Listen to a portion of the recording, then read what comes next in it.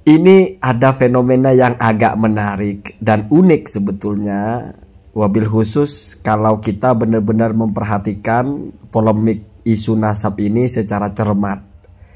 Ceritanya Kiai Haji Imaduddin itu membaca selebaran yang isinya adalah pembelaan Gus Najih atau Kiai Haji Najih Maimun Zubair ya, kepada nasab Alawi dan membantah Kiai Haji Imaduddin. Ya kalau Kiai Haji Imaduddin pakai nama saja, bukan hanya di judul, di tulisannya juga nyebutnya Najih saja. Ya mungkin menyeimbangi karena Gus Najih juga menyebutnya itu Imaduddin ya. Ya biarlah ini urusan mereka ya, sesama kiai begitu, mungkin terserah lah ya. Tapi saya tetap membaca dengan lengkap. Fenomena menariknya saya belum masuk kepada materinya ya.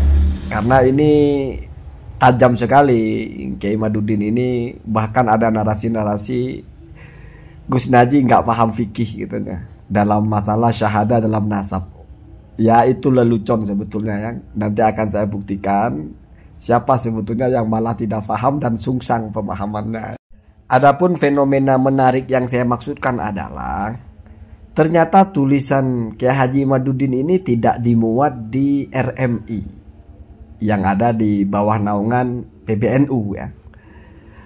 Biasanya tulisan Kiai Imaduddin itu apalagi yang sepanas ini mesti akan dimuat di RMI.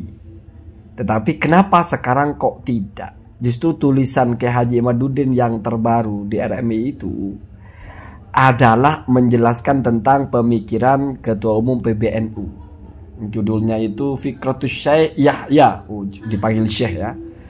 Fikratus Syekh Yahya Khalil Sakuf Ar-Rambangi fil Hadoroh, dan selanjutnya ya.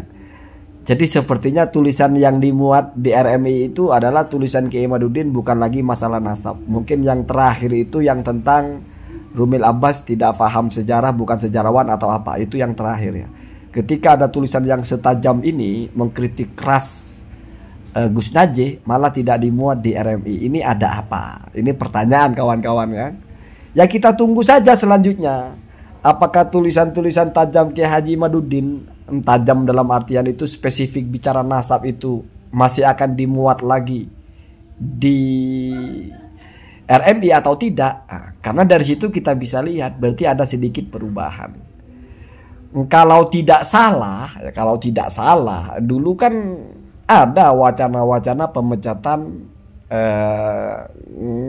Kiai Imaduddin ini, walaupun sampai sekarang belum tersebar atau belum terdengar clear sebetulnya bagaimana, apakah masih dirapatkan atau sudah diputuskan dipecat diam-diam atau tidak dipecat atau bagaimana, artinya dianulir. Ya seperti itu, kita tidak boleh beropini ya. Kenapa? Karena itu sesuatu yang kalau Anda mau bisa Anda konfirmasi langsung ke PBNU. Kalau saya pun tidak punya kepentingan masalah itu, tetapi selama tidak ada berita yang tersebar, yang tersiar secara formal, secara legal, berarti kita tidak boleh beropini dalam masalah ini. Karena ini hitam putih ya, bukan sesuatu yang kita interpretasikan ya. Hanya saja seandainya nanti misalnya tulisan Kiai Haji Imaduddin yang masalah nasab tidak lagi dimuat di RMI, mungkin perubahannya ya di situ saja. Karena sebelumnya itu biasanya setiap Kiai Haji Imaduddin itu menulis tentang nasab Alawi, ya mestinya dimuat di RMI. Sementara di situs pesantrennya ini, Nahdlatul Ulumnya ini, ya mungkin isinya sama saja. Tetapi ini kok berbeda. Bisa kita temukan di situs pesantrennya Kiai Haji Imaduddin, tapi tulisan itu tidak ditemukan di situsnya RMI. Ini hitam putih Pak ya. Artinya perubahan itu jelas. Tetapi apakah berkaitan dengan pemecatan atau tidak, ya tidak bisa begitu. Karena pemecatan itu mestinya jelas ya. Tidak dengan cara seperti ini. Kalaupun misalnya ini dianggap efeknya, ya belum tentu efek pemecatan harus seperti ini. Atau belum tentu ini adalah satu-satunya bukti pemecatan. Jadi kita bicara kalau masalah pemecatan itu ya secara legal saja ya. Kalau tidak ada maklumat atau tidak ada pemberitaan yang sahih, yang soreh, bukan isu, bukan hoax ya, maka berarti kita tidak boleh mengatakan dipecat. Begitu saja ya. Nah, kemudian saya awali tulisan Ki Haji Imaduddin ini di bagian yang masih ringan-ringan saja. Ringan maksud saya itu ketika hanya bicara masalah opini saja, belum masuk kepada telaah ilmiah. Hanya masuk kepada mungkin menyimpulkan dari peristiwa yang ada, atau membaca, memetakan, atau mencoba mengurai ada apa di balik isu nasab ini ya. Karena saya membaca tulisannya Gus Naji itu awal-awalnya seperti itu. Walaupun itu bentuknya semacam tulisan saja ya, bukan argumentasi ilmiah. Artinya bukan satu bantahan atau bukan satu uraian yang lengkap. Sehingga wajar kalau di situ tidak dicantumkan hujahnya per poin ya. Lagian Ki Haji Imaduddin sudah tahu bentuknya itu apa. Kenapa malah dianggap itu pembelaan tanpa data? Judulnya Bela Ba'alawi tanpa data. Masa kita tidak paham, Pak? Satu surat itu apa bentuknya? Tulisan itu formatnya apa? Apakah itu esai? Apakah itu makalah yang memang lengkap? Atau itu hanya maklumat-maklumat saja? Ya wallahu a'lam ya. Mungkin Ki Haji Imaduddin menganggap semua tulisan yang membantah dirinya itu adalah tulisan yang memang benar-benar ditulis secara kuat, secara utuh. Tapi kata Ki Imad kok nggak ada datanya. Oh berarti ini nggak punya data ya. Ya silahkan lah Pak ya. Silahkan. Cuman kalau bicara Gus Naji kita tahu lah beliau ya, track record pendidikannya kita tahu lah ya. Beliau kapasitasnya sebagai apa kita tahu lah ya. Beliau pemimpin pesantren di mana kita juga tahu lah ya. Sepertinya kalau dalam analisa saya ini bukan level yang seimbang ya, mohon maaf ya. Mungkin bukan level yang seimbang ya. Tetapi ya ini bisa jadi kamu bilang subjektif ya.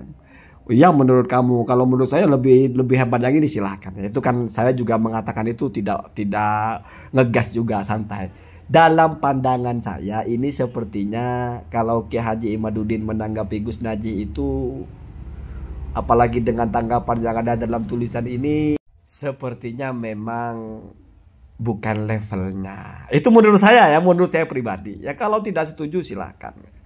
Sekarang saya coba petik sedikit-sedikit saja yang ranahnya tidak terlalu jelimet ya, tidak terlalu kita mencari kitab atau apalah ya. Perhatikan baik-baik ya. Inilah penampakan tulisan Ki Haji Imaduddin. Judulnya Pendukung FPI Naji Maimun Bela Ba'alawi tanpa data. Jadi karena tulisan ini diambil dari 6 lembar tulisannya Gus Naji, lalu ditanggapi oleh Ki Haji Imaduddin ini, ya memang saya juga lihat sudah beredar PDF-nya itu, bahwa di dalam 6 lembar itu tidak menyantumkan ibarah ulama atau apa ya, sehingga itu mungkin yang disebut dengan tanpa data. Sekarang saya partisi menanggapi ini ke dalam 2 poin. Yang pertama, ini sepertinya Ki Imaduddin itu bicara latar belakang yang menulis ya, yaitu dari FPI ya. Kalau bicara FPI Pak, Anda dulu juga FPI Pak, jadi biasa saja lah ya. Kemudian di sini juga diangkat-angkat kasus tahun 2014. Berpendapat FPI sangat dibutuhkan di Indonesia. Ya Ki Imaduddin kan juga pernah begitu Pak. Setidaknya kan pernah jadi FPI toh. Udahlah, nggak usah bawa ke situ ya. Ini yang saya bilang kok kurang keren melawannya gitu ya. Kemudian juga menuduh PBNU banyak makan uang haram. Aduh Pak, kenapa bawa-bawa begitu? Ini polemiknya bukan ke situ. Kemudian di sini juga dikatakan pernah dipolisikan atau apa ya, dan sebagainya. Setelah mengetahui latar belakang Naji Maimun, kita kembali ke tulisannya, baru ya masuk kepada tulisannya yang beredar atas namanya itu. Jadi karena dalam tulisan itu memang ada namanya tapi nggak ada tanda tangannya begitu ya. Tulisan itu 1 Mei 2024 ya. Ada beberapa poin yang bahas dalam tulisan itu yang perlu tanggapi, diantaranya pertama, gerakan anti Habib di Indonesia pimpinan Imaduddin Usman bukan hal baru. Itu contohnya ya, bahwa memang Gus Naji dalam tulisan yang beredar itu menyebutnya memang Imaduddin ya. Gerakan anti Habib di Indonesia pimpinan Imaduddin Usman bukan hal baru. Pada tahun 2020 di fanpage ya. Generasi Muda NU Banten Imad menulis artikel berjudul Habib bukan Ahlul Bait. Penulis jawab, pembahasan nasab bukanlah gerakan anti Habib. Ini adalah gerakan anti pemalsu nasab Rasulullah SAW. Di mana di sini dijelaskan bahwa memang Kiai Imad itu sebetulnya bukan anti Habib. Ya bagus lah kalau begitu ya. Tapi anti pemalsu nasab. Dan yang dituduh memalsukan nasab Habib. Aduh Pak. Bahasa kok jelimet begitu banget ya. Kemudian sikap-sikap Habib yang rasis dan sebagainya. Bahkan di sini ada juga menjelaskan tentang Ahlul Bait ya, bahwasanya Ahlul Bait itu ya bukan termasuk keturunan Nabi yang sekarang, tetapi hanya terfokus kepada Sayyidah Fatimah, Sayyidina Nabi Muhammad ya SAW, kemudian Sayyidina Ali, Sayyidah Fatimah, kemudian dua cucunya ya, Asibto ya, Sibto ini ya, yaitu Sayyidina Hasan dan Sayyidina Husain. Begitu juga ada yang memasukkan azwajun Nabi, para istri Nabi ya.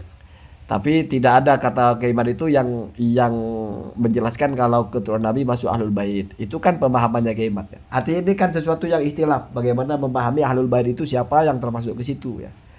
Banyak sekali pendapat di situ. Jadi kalau hal-hal yang berbeda pendapat seperti ini, ya susah ya. Susah untuk dipertemukan titiknya. Ketika Anda bilang Anda anti Ahlul Bait, oh enggak, saya tidak mengatakan itu Ahlul Bait. Oh. Tapi yang jelas Kiai Madudin itu mengatakan tidak ada satu pun dalil hadis yang mengharuskan kita memuliakan keturunan Rasulullah ya. Yang ada itu memuliakan ulama, itu jelas ya. Kedua, gerakan ini disokong oleh kelompok-kelompok jahat seperti oligarki dan sebagainya. Penulis menjawab gerakan pembongkaran nasab palsu Balawi tidak disokong kelompok-kelompok jahat. Semisal gerakan ini disokong oleh Imam Ubaidili. Nah, di sini Kiai Madudin mulai mencoba-coba menguatkan argumentasinya bahwa hujahnya itu disokong oleh Al-Ubaidili, Al-Omari, kitab-kitab nasab abad kelima. Ini cacat sekali sebetulnya. Karena Kiai Haji Madudin itu sebetulnya faham kalau kitab di abad kelima itu tidak bisa dijadikan hujah menafikan Ba'alawi. Karena mereka hanya tidak menyebut, dan mereka memang menyebutnya hanya satu, hanya sebagiannya. Atau ada yang dua, bahasanya adalah sebagian. Kalau sudah jelas menyebutkan sebagian, maka yang tidak tersebutkan di situ tidak bisa dijadikan sebagai hal yang dianggap tidak ada. Yang paling kuat itu adalah kitab Asy-Syajarah Al-Mubarakah. Jadi benar Kiai Madudin itu menggunakan satu kitab, bukan kitab-kitab yang lain. Tapi ini seolah-olah dibawa di sini Al-Ubaidili, Al-Omari, Al-Majdi dan sebagainya. Kemudian ketiga, gerakan yang Imaduddin dan buat ini adalah untuk mempertentangkan antara warga negara dan umat Islam, yaitu kaum muslimin dan para habib dengan kedok penelitian ilmiah. Penulis menjawab, penelitian ilmiah penulis bukan untuk mengadu antar warga negara dan umat Islam. Kalau kata Dr. Soleh ini kan bukan penelitian ya. Kenapa? Karena pertanyaannya apa tidak jelas ya. Tiba-tiba ujung-ujung begitu. Terus nggak ada meneliti nasab lewat kitab itu, nggak ada kalau kata Dr. Soleh ya. Jadi ini bukan penelitian, bahkan bukan tesis, bukan apa, makalah saja ya.